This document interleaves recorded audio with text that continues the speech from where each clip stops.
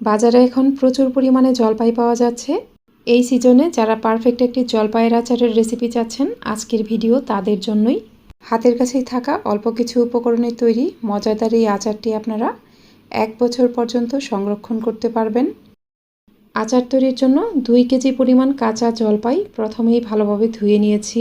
জলপাইগুলো ধুয়ে পানি ঝরিয়ে নেওয়ার পর এগুলোকে এরকম 3 ফালি করে কেটে নিয়েছি। প্রত্যেকটা জলপাইকেই আমি 3 ফালি করে কেটেছি। এই আচার বানানোর ক্ষেত্রে একটু বড় সাইজের জলপাই নেওয়ার চেষ্টা করবেন। আচার তৈরির জন্য প্রথমেই একটা মশলা রেডি করে নিব।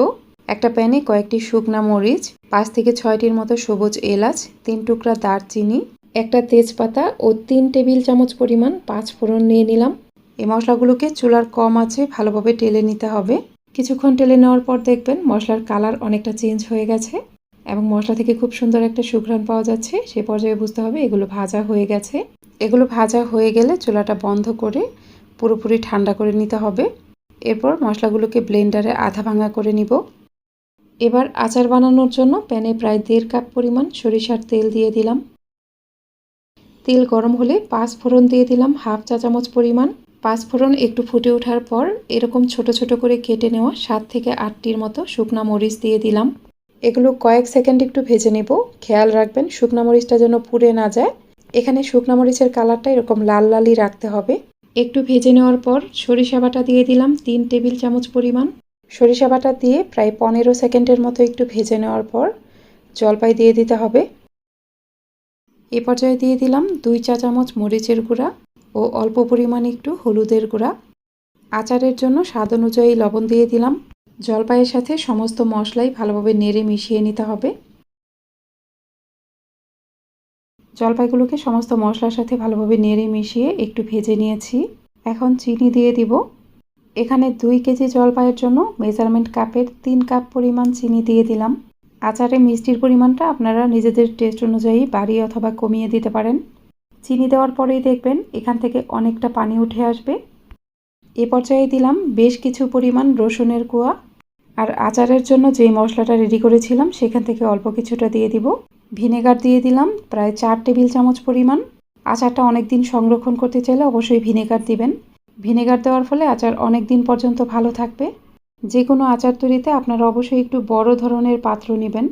একটু ছড়ানো পাত্র নিলে আচারটা খুব সহজেই বানানো যাবে।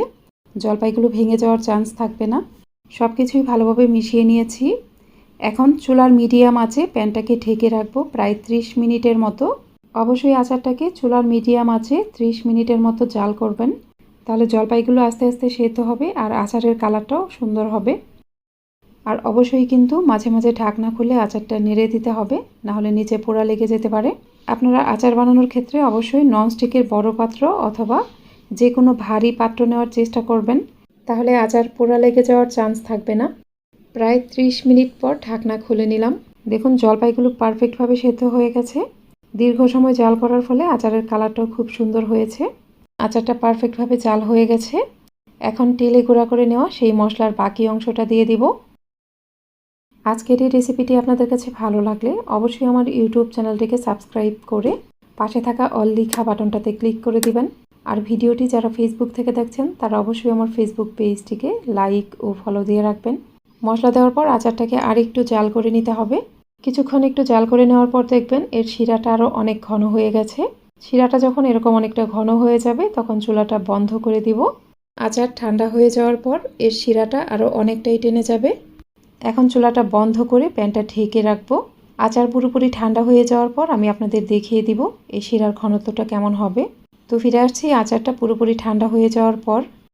আচার পুরোপুরি ঠান্ডা হয়ে যাওয়ার পর আপনাদের দেখিয়ে দিচ্ছি। দেখুন আচারের শিরা আরও অনেকটাই টেনে গেছে। আরও কয়েক ঘন্টা পর এর শিরাটা কিন্তু আরও অনেক টেনে যাবে। আর এখানে দেখুন একটা জলপাইও ভাঙেনি। জলপাইগুলো এরকম আস্তে আস্তেই থাকবে। আচার যত পুরনো হবে খেতে ততই ভালো লাগবে। আপনারা আমার এই রেসিপিটি ট্রাই করতে পারেন। এই আচারটি 1 বছর পর্যন্ত নর্মাল তাপমাত্রায় সংরক্ষণ করতে পারবেন। আজ তাহলে এখানেই বিদায় নিচ্ছি। সবাই অনেক বেশি ভালো থাকবেন। আল্লাহ হাফিজ।